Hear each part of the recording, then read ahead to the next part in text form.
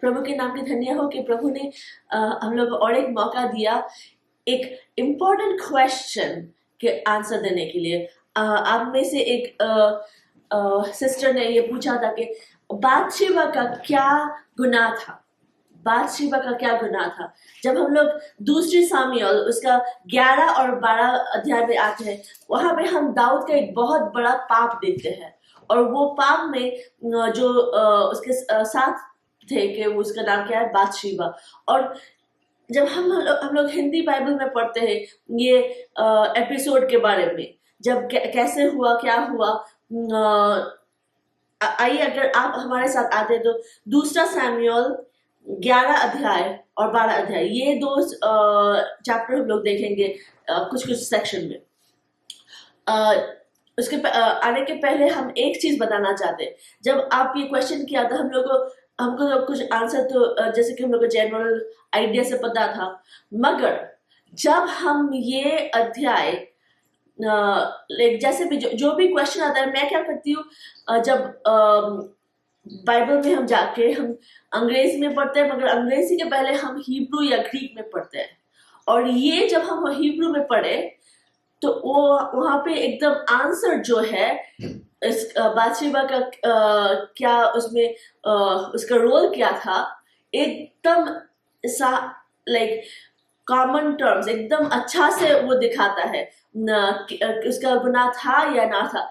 Hebrew में अगर आप पढ़ेंगे तो उसमें आपका कोई क्वेश्चन नहीं रहेगा, क्योंकि हिंदी में एकदम बहुत उसका जैसे कि हम लोग एकदम पानी कर दिया, जैसे बहुत इजी करके उसका विवरण कर दिया। मगर जब हम लोग एकदम ये सिचुएशन जब हम अंग्रेजी में के बाइबल में पढ़ते हैं, या फिर उससे भी बेटर अगर इनके हम जो बाइबल हम पढ़ रहे हैं, न्यू किंग जेम्स वर्जन हम इस्तेमाल कर रहे हैं अभी, हम दूसरा वर्जन में इस्तेमाल करते हैं, मगर मेरा जो हम क्या करते हैं, हम डायरेक्ट हिब्रू और ग्रीक में जाते हैं। अगर आपके पास ये फोन है, ये फोन में आप इंटरलीनियर बाइबल इस्तेमाल कर सकते हैं। इंटरलीनियर बाइबल, वहां पे ऊपर ग्रीक या फिर हिब्रू भाषा में हर एक पूरा जो स्क्रिप्चर्स दिया है उसका ट्रांसलेशन उनके डायरेक्टली अंग्रेजी में नीचे में लिखा है।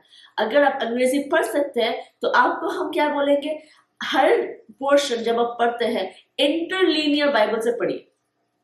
थोड़ा पहले दिक्कत होगा क्योंकि आप डायरेक्ट दूसरा भाषा में का ट्रांसलेशन अंग्रेजी में आप पढ़ रहे हैं, मगर पढ़ते पढ़ते आपका बहुत एक बाइबल का ज्ञान में डेप्थ आएगा, क्लैरिटी आएगा। तो आइए आप जो सेकंड सैमुएल उसका 11वीं अध्याय, अब पहले हम हिंदी में पढ़ते हैं, मगर उसके बाद हम इंग्लिश और हिब्रू का क्या लिखा है वो हम बताएंगे। उसका हम सेकंड सैमुएल 11वीं अध्याय दूसरा पद, शाम के वह अपने बिस्तर से उठा, दाऊद बिस्तर से उठा और राजमहल के छत पर चारों ओर घूमा। जब दाऊद छत पर था उसने एक स्त्री को नहाते हुए देखा। स्त्री बहुत सुंदर थी, इसलिए दाऊद ने अपने सेवकों को बुलाया और उनसे पूछा कि वह स्त्री कौन थी।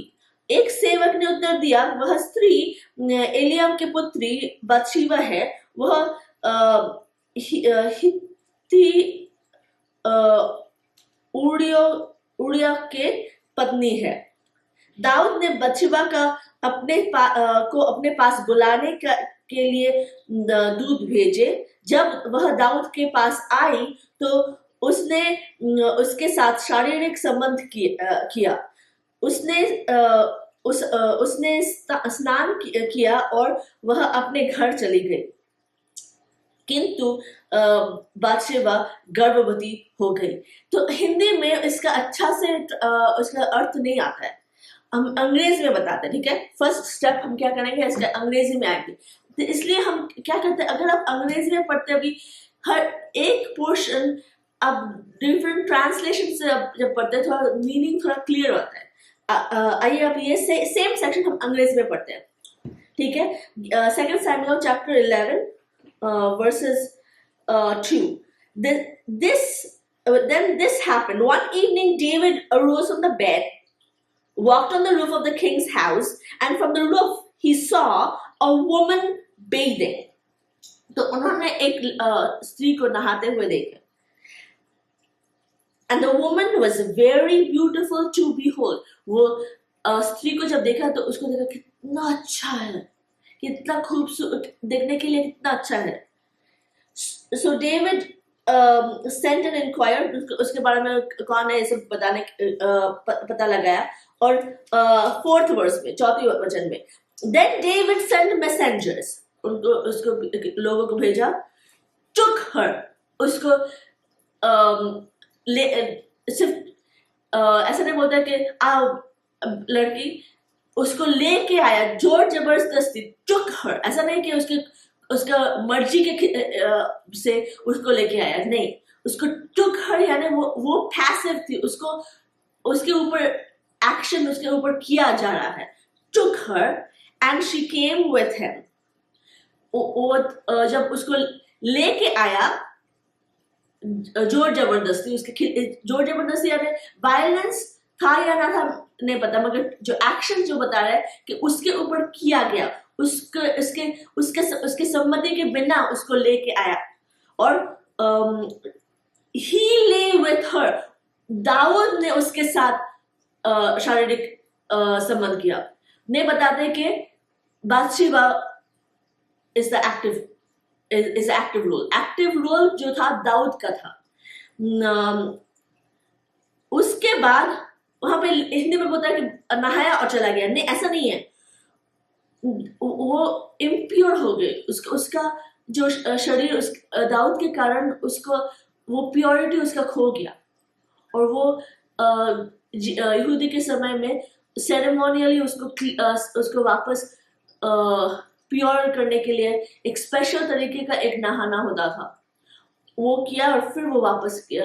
इसमें पूरा सेक्शन में आप देखोगे तो उसका क्या रोल था, वो नहाई बस, उसके बाद उसके ऊपर किया गया हर चीज और खुद को वो साफ किया. जब वो परमेश्वर की आंखों में जब उसके ऊपर ये जो अत्याचार की हुआ तो उसके ऊपर वो खुद को परमेश्वर की आंखों में वापस साफ करने के लिए वो स्पेशल तरीके का नहाना हुआ. हिब्रू में जब अब आते हो तो हिब्रू में ये और एक स्टेप लेके जाता है ना. अब देखो हिब्रू में ये सेक्शन 2 सैमुअल चैप्टर 11 जब हम पढ़ते हैं, हम दूसरा अध्याय में जाते हैं पहले, ठीक है. तो वो बिस्तर से उठा और वो एक औरत को नहाते हुए वो देखा छत के ऊपर से, और वो औरत देखने के लिए बहुत अच्छा था. Good for site, good for appearance. क्या पोर्शन है जो लिख रहा है ये शायद जो भी परमेश्वर जिसको भी जब सैमुअल ये पोर्शन लिख रहा है तो उसका जो वो कोटेशन है, जो लैंग्वेज है, वो आदम और हवा का वो सेक्शन है. जब हवा ने देखा वो फल देखने के लिए उत्तम है. और यही सेक्शन जब हम लोग पहला यूहन्ना में पढ़ते हैं, हम जब सेटन जो कैसे अटेम्प्ट करते हैं, good for site, good for the sin of the craving of flesh, the good for eyes and pride of life. ये जो शरीर के लिए हम लोग कितना अच्छा है, देखने के लिए अच्छा है, और कितना गर्व, ये 3 एरिया में शैतान हमको टेम्पटेशन प्रलोभन लाते हैं. शैतान हम लोग को ये 3 एरिया में लेके आता है और वही सेम वर्ड यहाँ पे सैमुअल इस्तेमाल कर रहे दाऊद को एक्सप्लेन करने के लिए. वो उसको दाऊद का टेम्पटेशन हुआ, शैतान उसके दिमाग के अंदर काम करना चालू कर दिया और दाऊद ने वो टेम्पटेशन सिर्फ हम लोग को परमेश्वर क्या बोलते हैं, जब पाप आता है, जब प्रलोभन आता है, हम लोग को क्या करना है, हमको उससे भागना है, उसको हमको रेजिस्ट करना है, हमको उससे बोलना है कि नहीं प्रभु, ये प्रलोभन, ये जो टेम्पटेशन हमारे हृदय से हमारे दिमाग से निकालिए। जैसे शैतान क्या बोलते हैं, get thee behind me Satan, शैतान तुम मेरे पीछे जा। दाऊद नहीं करता है, वो क्या करता है, उसको बोलता है कौन ये बंदी, इसके बारे में और चर्चा करना चालू करते हैं, इन्वेस्टिगेशन। ये पाप का जो सोच यहाँ पे जब वो देखिए उसका पाप वही साथ चालू हो गया, और वो क्या किया, वो टेम्पटेशन से वो उसका सोच का फाइनल एक्शन था। जब आप हिब्रू में ये सेक्शन देखते हैं, नेक्स्ट सेक्शन बादशेबा का सेक्शन,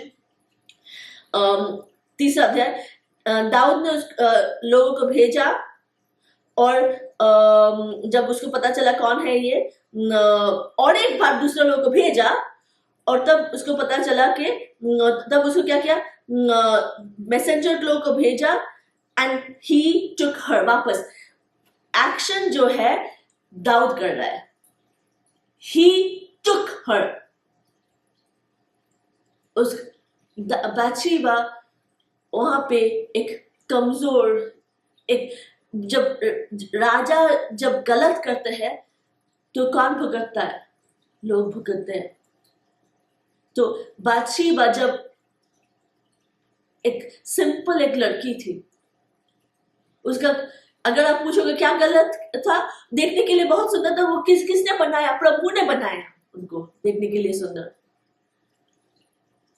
मगर दाऊद क्या किया, वो लड़की का, उसको पता था एक किसी का बेटी है, किसी का पत्नी है, ये बात उनको नहीं रोका, ये बात उनको नहीं रोका। और जब and he slept with her, वो बादशेबा के साथ संबंध किया,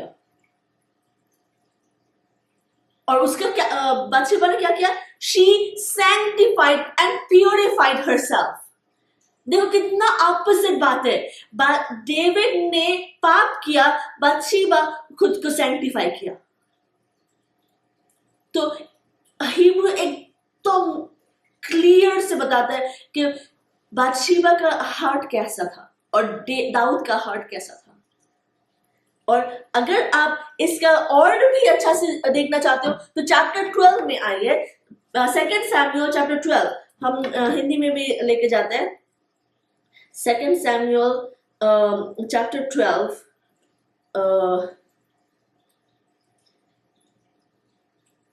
सेकंड सैमुअल 12वीं अध्याय। नेथन जो प्रॉफिट था, तो उसको परमेश्वर दाऊद के पास भेजा, और क्या बताया, यहोवा ने नेथन को दाऊद के पास भेजा। नेथन दाऊद के पास गया, नेथन ने कहा नगर में एक व्यक्ति था, उसका व्यक्ति धनी था किंतु दूसरा गरीब था। धनी आदमी का पास बहुत अधिक भेड़े और पशु थे, किंतु गरीब आदमी के पास एक छोटा मदा मेमने के अतिरिक्त जैसी उसके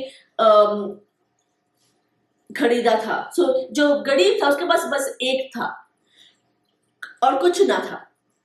गरीब आदमी के उस मेमने के को खिलाता था। यह मेमना उस गरीब आदमी के को भोजन में साथ था और उसके प्याले में पानी पीता था। कितना प्यार करता था ये मेमने को, ये गरीब आदमी। मेमना गरीब आदमी की छाती के से लग कर सोता था, माने जैसे कि बच्ची के जैसा वो मेमना को वो पाल रहा था वो गरीब आदमी। मेमना उसके व्यक्ति के पुत्री के समान था। यहाँ पे लिखा है कि ये जब नेथन दाऊद को करेक्ट करने के लिए आ रहा है तो बादशेबा का डिस्क्रिप्शन क्या है? एक छोटा सा प्यारा सा बहुत प्यार जो जिसको उसका ओनर बहुत प्यार करते थे, और वो प्यार करने वाला सिर्फ उसका पापा नहीं था, सिर्फ उसका हस्बैंड नहीं था, मगर परमेश्वर थे। परमेश्वर के वो प्यारे मेमने थे। और क्या किया ये धनी इंसान? तब एक यात्री धनी व्यक्ति के मिलने के लिए वहां आया। धनी व्यक्ति यात्री का भोजन देना चाहता था, किंतु धनी व्यक्ति अपनी भेड़ों के या अपने पशुओं में से किसी को यात्री को खिलाने के लिए नहीं लेना चाहता था।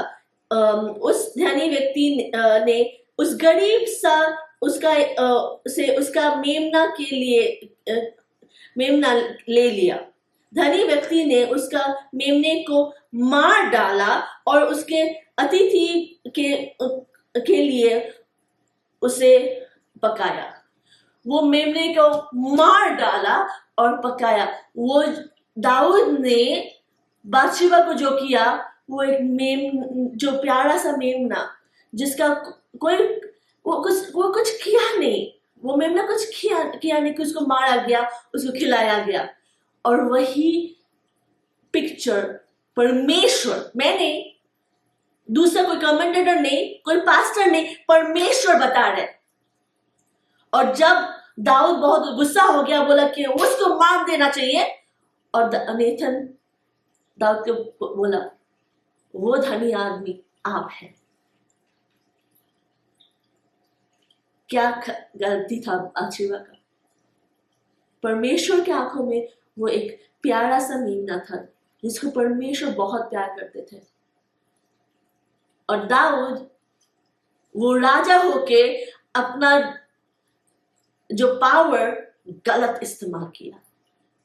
आज जो लोग बहुत पावरफुल है, कभी कभी हम लोग देखते हैं कि कम्युनिटी में, चर्च में जिसका पावर होता है, वो पावर का गलत इस्तेमाल करते हैं, और उसके लिए बादशाह जैसे काफी लोग कुचला जाता है। परमेश्वर की आंखों में वो ठीक नहीं है, और उसका जो रिस्पांस, उसका जो पनिशमेंट परमेश्वर देगा। क्योंकि पता है क्या लिखा है रोमियो के 12वें अध्याय में? हम लोग दूसरा जो बाइबल स्टडी में जब हम लोग रोमियो की किताब पढ़ रहे हैं, तो रोमियो का 12 अध्याय में क्या लिखा है? रोमन्स चैप्टर 12, उसमें आखिरी की तरफ लिखा है, repay no evil for evil, have regard for good things in the sight of all men. If possible, as much as depends for you, live peaceably with all men. Beloved, do not avenge yourself, but rather give place, for it is written, vengeance is mine and I will repay it. परमेश्वर क्या बोलते हैं कि कौन उसका response करेगा? अब हिंदी में अगर आप आओगे, हिंदी में रोमियो की किताब 12वीं अध्याय और आखिरी की तरफ एकदम वर्स, यहाँ पे लिखा है वर्स 19 अंग्रेजी में, हम हिंदी में पढ़ते हैं, किसी से अपना बदला मत लो,